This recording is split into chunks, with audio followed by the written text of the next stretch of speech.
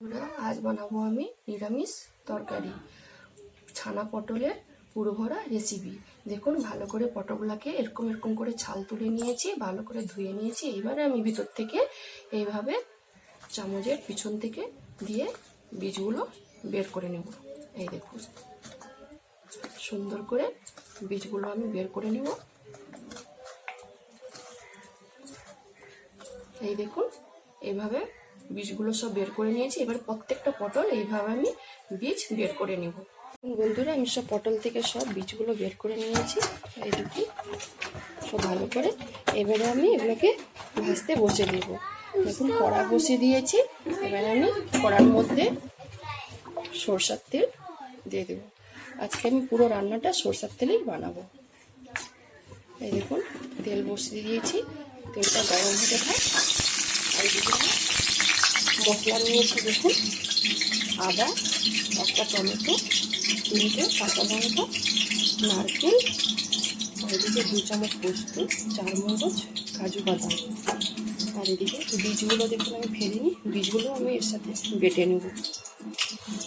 এবারে তেলটা ভালো করে গরম হয়ে গেছে। এবার আমি পটলগুলো ভাজতে বসে দেবো।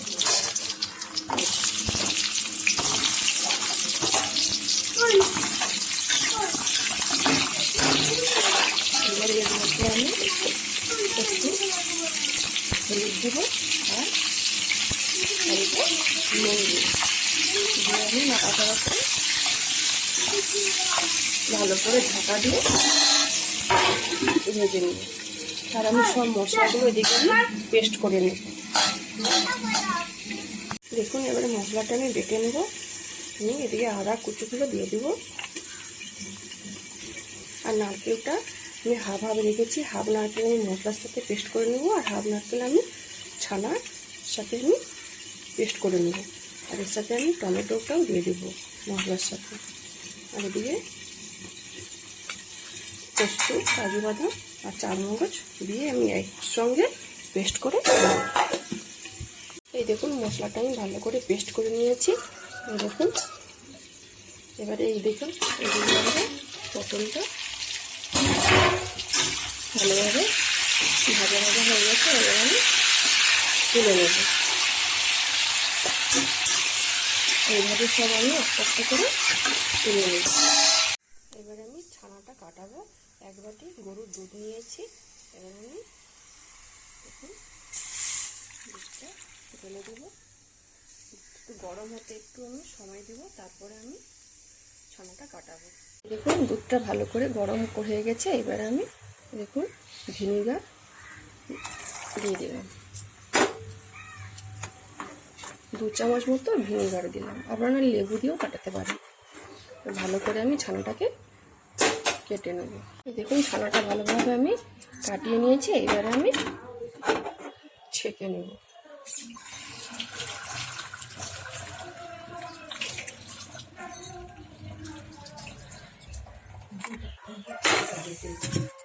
এই দেখুন এবার ছানাটাকে আমি ভালো করে কিন্তু জল ঝরে নিয়েছি। এইবারে আমি মিক্সার গ্রাইন্ডারে সব একসাথে আমি বেটে নেব।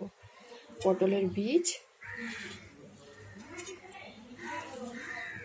ছানা আর নারকেল সব একসাথে আমি পেস্ট করে নেব। তার সাথে আমি একটা কাঁচা লঙ্কা দিয়ে দেবো।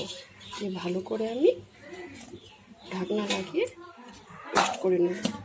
দেখুন ভালো করে আমি বেটে নিয়েছি ছানা, পটলের বীজ আর নারকেল, একটা কাঁচা লঙ্কা দিয়ে এটাকে আমি কড়াতে ভালো করে ভেজে নেব। পুরটা অল্প সরষের তেল দিব, দিয়ে আমি পেস্টটা দিয়ে নেব। এরপরে 1 চামচ আমি চিনি আর নুন, সামান্য গরম মশলা দিয়ে ভালো করে আমি শুকনো শুকনো করে নেব।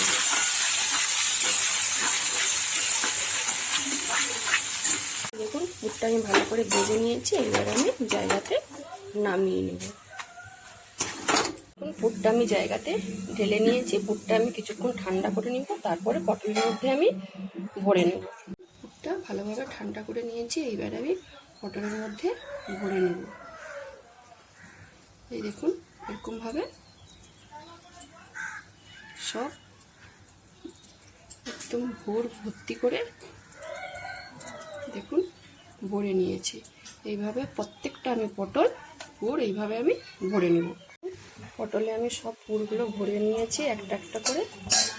এই দেখুন, এবারে আমি ওই পটল ভাজা তেলে আর একটু সামান্য সরষের তেল আমি দিয়ে দেবো, দিয়ে ওর মধ্যে আমি ফোড়ন দেব। এই দেখুন, শুকনো লঙ্কা, গোটা গরম মশলা আর কালো জিরে দিয়ে দেবো। ফোড়নটা ভালো করে ভাজা ভাজা হয়ে গেলে, ফোড়নটা ভালোভাবে ভাজা ভাজা হয়ে গেছে, এইবারে বেটে রাখা মশলা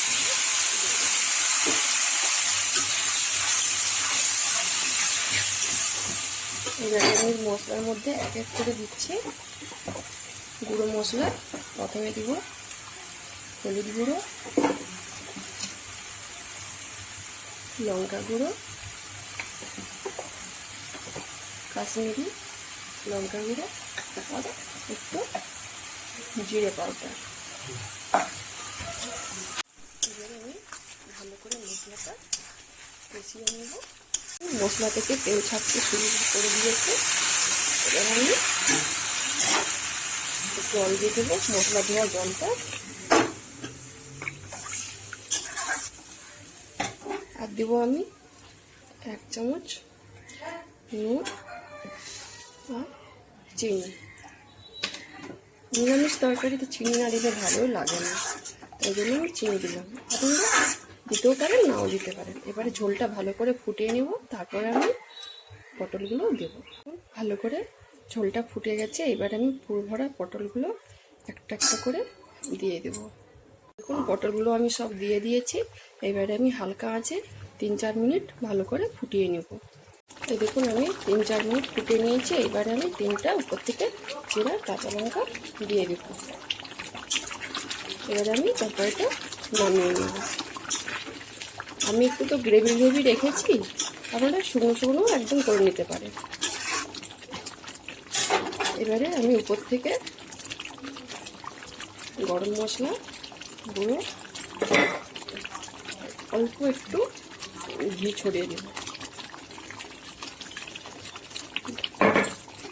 ঘিটা আপনারা পছন্দ করলে দিতে পারেন, নাও দিতে পারেন, কিন্তু নিরামিষ তরকারি তো দিলে একটু ভালো লাগে।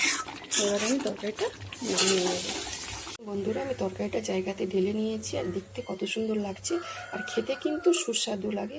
আর এই নিরামিষ পটল ছানার পুরভরা রেসিপিটা যদি আপনাদের ভালো লেগে থাকে, তাহলে অবশ্যই বাড়িতে একবার বানিয়ে খাবেন আর আমাকে কমেন্ট করে জানাবেন। বন্ধুরা, আমি সুন্দরভাবে পরিবেশন করে নিয়েছি, আর সব সবজিগুলো কিন্তু নিরামিষ বানিয়েছি। কি কি বানিয়েছি দেখুন: উচ্চা ভাজা, আলু ভাতে, পুঁই শাকের ঘন্ট, ডাল, সেই ছানা পটল রেসিপিটা পুরভরা, আম পাকা, মিষ্টি দই, স্যালাড নিয়েছি, শসা, গন্ধরাজ লেবু, নুন, আর গরম ভাতের উপরে ঘি ছড়িয়ে নিয়েছি। আর এই সুন্দরভাবে পরিবেশনটা দুপুরে কিন্তু একদম জমে যাবে। আর সেই ছানা পটলের রেসিপিটা খেয়ে বলবে কেমন হয়েছে। আপনারা অবশ্যই এই পরিবেশনটা যদি ভালো লেগে থাকে, আমাকে অবশ্যই কমেন্ট করে